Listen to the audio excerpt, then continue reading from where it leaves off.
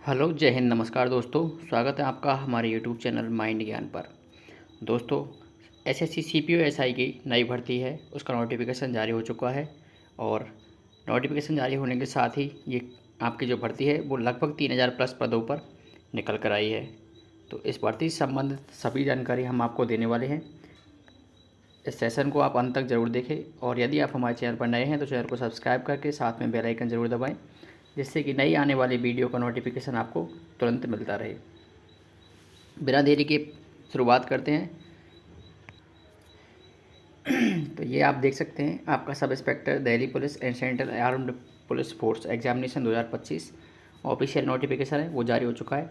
Online form application जो भरने की डेट है वो आपकी 26 सितंबर से आपके फॉर्म प्रारंभ हो जाएंगे और 26 सितंबर से लेकर आपके 16 अक्टूबर तक फॉर्म अप्लाई किए जाएंगे।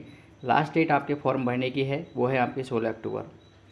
उसके बाद में आपकी पेमेंट करने की लास्ट डेट जो है वो आपकी 17 अक्टूबर यहाँ पर रखी गई है। और उसके बाद में आपका यहाँ पर यदि आपका फॉर्म के अंतर्गत करेक्शन करना हो तो वो आपका 24 अक्टूबर से लेकर 26 अक्टूबर तक आप अपने फॉर्म के अंतर्गत करेक्शन कर सकते हैं। उसके अलावा कंप्यूटर बेस्ड एग्जामिनेशन का जो शेड्यूल है वो आपका नवंबर दिसंबर 2025 के अंतर्गत रखा गया है। नवंबर दिसंबर के अंतर्गत आपकी एग्ज़ाम जो है कंडक्ट कराई जाएगी। पे स्केल के बारे में यदि बात करें तो आपका सबसे पहले सब इंस्पेक्टर जीडी सीएपीएफ के अंतर्गत आपका लेवल 6 का पेमेंट आपका रहने वाला है 35,400 से लेकर 1,12,400 तक का। उसके बाद में आपका sub inspector educative male and female Delhi police के अंतर्गत भी आपकी जो इसके अंतर्गत वैकेंसी आई है तो इसके अंतर्गत आपका लेवल 6 का वही पेमेंट रहने वाला है 35,400 से लेकर 1,12,400 रुपये तक ग्रुप सी के अंतर्गत। टेंटेटिव वैकेंसी के बारे में बात करें तो वैकेंसी के बारे में आप यहाँ पे आपको एसएससी दिल्ली पुलिस के अंतर्गत मेल कैंडिडेट की जो वैकेंसी हैं वो आपकी अनरिजर्व कैटेगरी की 63, ओबीसी की 35, एससी की 19 और एसटी की 10, ईडब्ल्यूएस की 15, कुल मिलाकर आपकी 142 जो पोस्ट हैं वो आपकी यहाँ पर दिल्ली पुलिस सब इंस्पेक्टर की है मेल कैंडिडेट की। उसके बाद में आपकी फ़ीमेल कैंडिडेट के लिए ये आपकी दिल्ली पुलिस के अंतर्गत ही आपकी फ़ीमेल कैंडिडेट के लिए अनरिजर्व की 32 है, ओबीसी की 17, एससी की 9, एसटी की 5, ईडब्ल्यूएस की 7 और कुल मिलाकर यहाँ पर आपकी 70 पोस्ट हैं। उसके बाद में आपका सब इंस्पेक्टर जीडी सीएपीएफ के अंतर्गत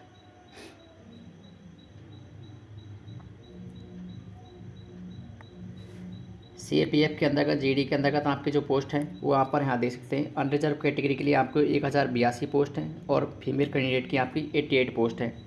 उसके बाद ईडब्ल्यूएस की आपकी 263 मेल कैंडिडेट की हैं और 20 फीमेल की है। 709 पोस्ट आपकी फीमेल कैंडिडेट की हैं, मेल कैंडिडेट की हैं ओबीसी कैटेगरी के अंतर्गत और 57 जो पोस्ट हैं आपकी फीमेल कैंडिडेट की हैं। एससी कैटेगरी के बारे में आपको बताया जाए तो यहाँ पर 404 पोस्ट एससी कैटेगरी की मेल कैंडिडेट की हैं और 30 आपकी फ़ीमेल कैंडिडेट की हैं। एसटी के अंतर्गत आपको 193 पोस्ट जो है वो मेल कैंडिडेट की हैं और 15 फीमेल की हैं। इस प्रकार से कुल 2651 पोस्ट है वो आपकी मेल है और 210 आपकी फ़ीमेल है। एक्स सर्विसमैन के लिए यहाँ पर आपकी 286 पोस्ट हैं। उसके अलावा यहाँ पर आपकी एज लिमिट की यदि बात की जाए, आपकी एज की जो गणना है वो आपकी 1 अगस्त 2025 को एज की गणना की जाएगी। उसके अलावा आपका जो एज के अंदर का क्राइटेरिया छूट दिया गया है वो आपको पता ही है। यदि आप SC ST से हो तो आपको 5 साल का छूट दिया गया है, यदि आप OBC से हो तो आपको 3 साल का और एक्स सर्विसमैन से हो तो आपको 3 साल का। आपकी जो एज की गणना है वो आपकी 1 अगस्त 2025 को की जाएगी और इसके लिए आपकी 20 से लेकर 25 वर्ष तक की एज आपकी क्राइटेरिया रखा गया है। आपका 2000 से पहले का जन्म नहीं हो और 2005 के बाद का जन्म नहीं हो। उसके अलावा यहाँ पर आपका एज का जो छूट दी गई है उसके बारे में बताया गया है।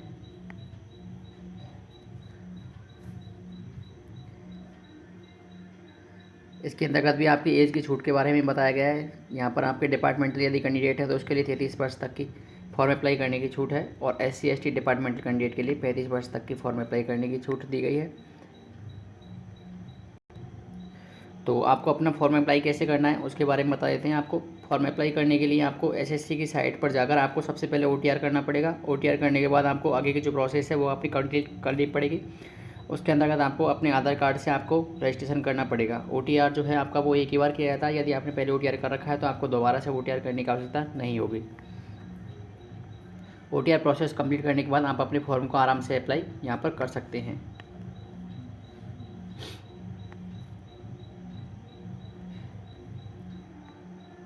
उसके अलावा अब बात कर लेते हैं आपकी स्कीम ऑफ एग्जामिनेशन के बारे में। तो स्कीम ऑफ एग्जामिनेशन के अंतर्गत आपका the examination will consist paper first physical standard physical endurance test, उसके बाद पेपर आपका सेकंड एंड डिटेल्ड मेडिकल। तो यहाँ सबसे पहले आपका होने वाला है पेपर फर्स्ट, उसके बाद में आपका फिजिकल होगा, फिजिकल के बाद में आपका पेपर सेकंड लगेगा, उसके बाद आपको मेडिकल के लिए भेज दिया जाएगा और उसके बाद आपकी फाइनल मेरिट आने वाली है।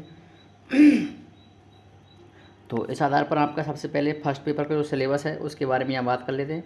फर्स्ट पेपर के अंतर्गत आपको पता है आपके यहाँ पर 200 प्रश्न आते हैं और 200 प्रश्न के अंतर्गत आपके 4 पार्टों के अंतर्गत डिवाइडेड किया गया है उनको, जिसमें आपका फर्स्ट जो पार्ट है उसके अंतर्गत आपका जनरल इंटेलिजेंस और रीजनिंग, सेकेंड पार्ट के अंतर्गत आपका जनरल नॉलेज और जनरल साइंस, और थर्ड पार्ट के अंतर्गत आपका क्वान्टिटेटिव एप्टीट्यूड, और फोर्थ पार्ट के अंतर्गत आपका इंग्लिश कंपैरिजन। इसके सभी के आपके 50-50 प्रश्न आपके यहाँ पर आते हैं और ये आपके 200 क्वेश्चन 200 मार्क्स के होते हैं। इसके लिए आपको 2 घंटे का टाइम दिया जाता है।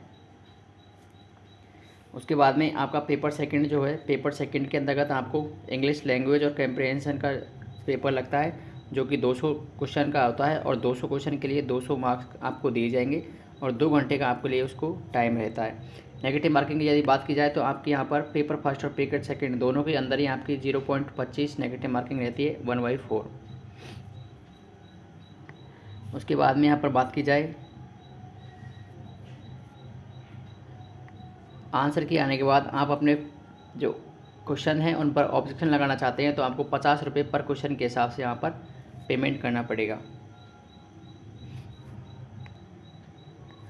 ये यहाँ पर आपका जो सिलेबस है, सिलेबस के बारे में कम्प्लीटली जानकारी दे रखी है। पेपर फर्स्ट के अंतर्गत जो आपके 4 पार्ट होते हैं उसके अंतर्गत आपके फर्स्ट पार्ट के अंतर्गत ये सब कुछ पूछा जाएगा।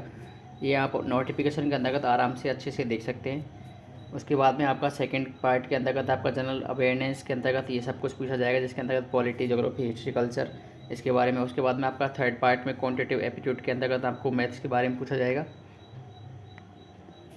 उसके अलावा आपका इसके बाद जो लास्ट पार्ट है आपका इंग्लिश कंप्रिहेंशन, उसके बारे में यहाँ पर पूछा जाएगा। पेपर सेकंड के बारे में आपको बताइए। पेपर सेकंड के अंतर्गत आपका जो पेपर है 2 घंटे का होने वाला है और इसके अंतर्गत आपके English vocabulary, spelling, grammar, sentence और कॉम्प्रिहेंशन इसके बारे में यहाँ पर पूछा जाएगा। फिजिकल की यदि बात की जाए तो फिजिकल के अंतर्गत क्या क्या यहाँ पर रहने वाला है आपका फिजिकल पीएसटी और पीईटी। सबसे पहले बात करेंगे हम पीएसटी के बारे में। तो पीएसटी के लिए आपको हाइट की यदि बात की जाए तो मेल कैंडिडेट के लिए जो हाइट है वो आपकी 170 सेंटीमीटर यहाँ पर रखी गई है। 170 सेंटीमीटर आपकी हाइट रखी गई है। उसके बाद यदि चेस्ट की बात की जाए तो चेस्ट आपका 80 सेंटीमीटर मांगा गया है और साथ में आपको 5 सेंटीमीटर का चेस्ट के अंतर्गत फुलाव होना चाहिए। उसके बाद जो कैंडिडेट आपके गोरखा, गढ़वाली और सिक्किम एरिया से बिलोंग करते हैं उनके लिए यहाँ पर 5-5 सेंटीमीटर की छूट दी गई है दोनों ही जगह पर। फीमेल कैंडिडेट के लिए जो क्राइटेरिया रखा है वो आप यहाँ पर देख सकते हैं कि क्या क्या आपका फीमेल क्राइटेरिया रखा है शेड्यूल्ड ट्राइब्स के लिए भी। उसके अलावा यहाँ बात करते हैं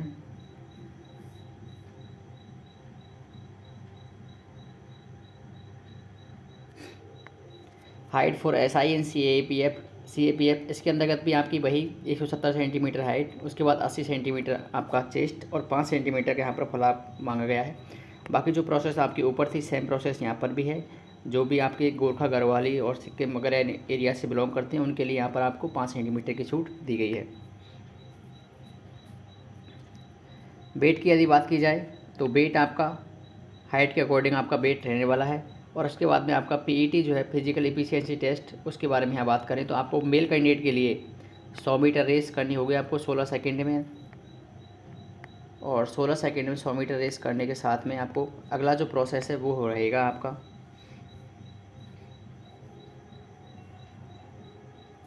6.5 मिनट के अंतर्गत आपको 1.6 किलोमीटर रेस करनी पड़ेगी। कह सकते हैं 1600 मीटर आपकी रेस 6.5 मिनट में करनी पड़ेगी। उसके बाद आपको लॉन्ग जंप जो है 3.65 मीटर, इसके लिए आपको 3 चांस दिए जाएंगे। उसके बाद हाई जंप आपको 1.2 मीटर, इसके लिए भी आपको 3 चांस दिए जाएंगे। उसके बाद आपके शॉर्ट पुट गोला फेंक, ये आपको 4.5 मीटर गोला फेंकना है, 3 चांस इसके लिए दिए जाएंगे। फीमेल कैंडिडेट की यदि बात की जाए तो फीमेल कैंडिडेट के लिए आपकी 100 मीटर रेस जो है वो 18 सेकंड में कंप्लीट करनी होगी। 800 मीटर रेस आपकी 4 मिनट में करनी पड़ेगी। लॉन्ग जंप आपके लिए 2.7 मीटर, 3 चांस दिए जाएंगे। और हाई जंप के लिए आपको 0.9 मीटर के लिए 3 चांस दिए जाएंगे।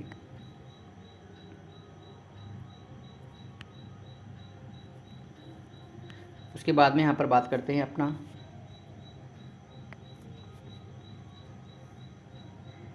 ये सब कुछ आपका प्रोसेस होने के बाद में आपका पता ही है आपको कि सेकंड जो पेपर होता है, सेकंड पेपर होने के बाद में यहाँ पर मेडिकल एग्ज़ाम्स के लिए अप्लाई होता है। मेडिकल एग्ज़ाम्स के लिए अंतर्गत आपको पता है स्टेट गवर्नमेंट जो हॉस्पिटल है वहाँ पर आपका मेडिकल होता है। उसके लिए आपको आई साइट आपकी 6/6 यहाँ पर 6/6 और 6/9 के बारे में यहाँ पर बताया गया है। तो आपको 6/6 आपके यहाँ पर आइज होनी चाहिए। जो भी मेडिकल प्रोसेस है वो सब कुछ यहाँ पर दे रखा है। आप इस एक बार नोटिफिकेशन को अच्छे से एक बार और पढ़ लें। उसके बाद में अगला 5 नंबर पोस्ट प्रेफरेंस के बारे में यहाँ बात कर लेते हैं एक बार। पोस्ट प्रेफरेंस जो है, आप जब अपना फॉर्म अप्लाई करें तो पोस्ट प्रेफरेंस का अच्छे से ध्यान रखें कि आपको फर्स्ट में कौन सी पोस्ट डालनी है और सेकंड में कौन सी डालनी है। इस आधार पर यहाँ पर पोस्ट प्रेफरेंस का जो सिस्टम है वो आपको बता रखा है कि यहाँ पर ABCDEF ये कोड के हिसाब से आप अपनी पोस्ट प्रेफरेंस यहाँ पर भर सकते हैं। जब आपका फाइनल सिलेक्शन होगा तो आपकी जिस प्रकार से रैंक होगी उसी आधार पर आपको पोस्ट प्रेफरेंस के आधार पर यहाँ पर वरीयता दी जाएगी। उसके अलावा यहाँ पर जो आपका डॉक्यूमेंट वेरिफिकेशन है, एग्ज़ाम्स सब कुछ क्लियर होने के बाद में आपका डॉक्यूमेंट वेरिफिकेशन होगा। और डॉक्यूमेंट वेरिफिकेशन के आपका अंतर्गत आपके जितने भी डॉक्यूमेंट्स आपके यहाँ पर आवश्यक हैं वो सभी आपको वहाँ पर डॉक्यूमेंट वेरिफिकेशन के समय ले जाने होंगे।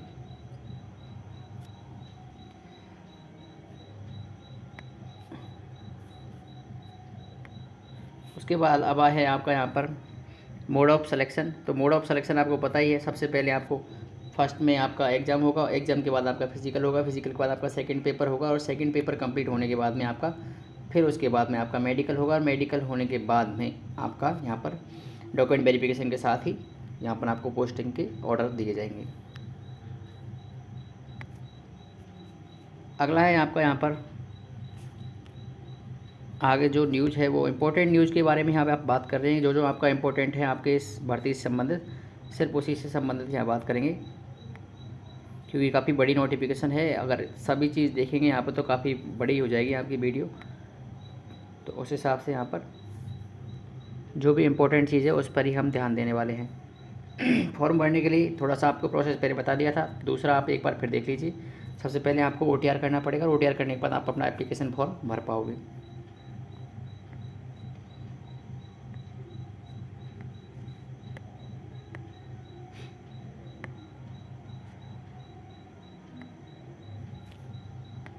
ये आप देख सकते हैं आपकी SSC की साइट पे जाकर यहाँ पर आपको फॉर्म अप्लाई करना होगा।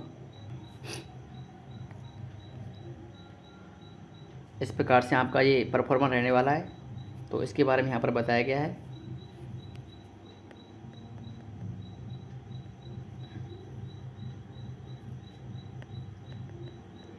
यहाँ इंपॉर्टेंट चीज़ आपका सिग्नेचर, और उसके बारे में थोड़ा बात कर लेंगे हम आपसे।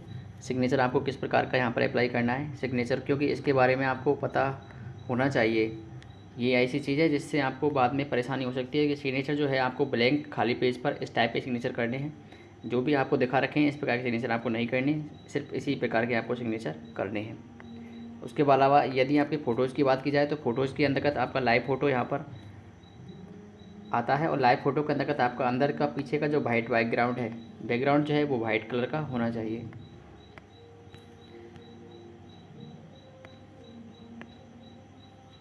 उसके बाद में आपका यदि आप SC ST कैंडिडेट हैं तो आपके लिए आपको यहाँ पर सेंट्रल का जो कास्ट सर्टिफिकेट है उसका पर फॉर्मेट आप यहाँ दे सकते हैं। इस प्रकार का आपके पास सेंट्रल का जो कास्ट सर्टिफिकेट है वो होना चाहिए यदि आप इस भर्ती के अंतर्गत अप्लाई कर रहे हैं। तो ये आपका इसका जो परफॉर्मा है वो आप देख सकते हैं। इस प्रकार का इसका परफॉर्मा रहने वाला है। तो जितना भी रिलेटेड भर्ती से रिलेटेड जो जानकारी था वो सब कुछ हमने इसके अंतर्गत दे दिया है, और कुछ इसके अंतर्गत इम्पोर्टेंट है नहीं जो आपके लिए देने लायक है। जो इम्पोर्टेंट न्यूज़ था वो आपको सब हमने बता दिया है। तो ये वीडियो कैसा लगा आप कमेंट में ज़रूर बताएं। साथ ही यदि वो दोस्तों वीडियो अच्छा लगा हो तो वीडियो को अधिक से अधिक संख्या में लाइक करें, अपने दोस्तों को शेयर करें और हमारे चैनल माइंड ज्ञान को सब्सक्राइब करें। मिलते हैं दोस्तों ऐसे ही नई अपडेट के साथ। जय हिंद, नमस्कार।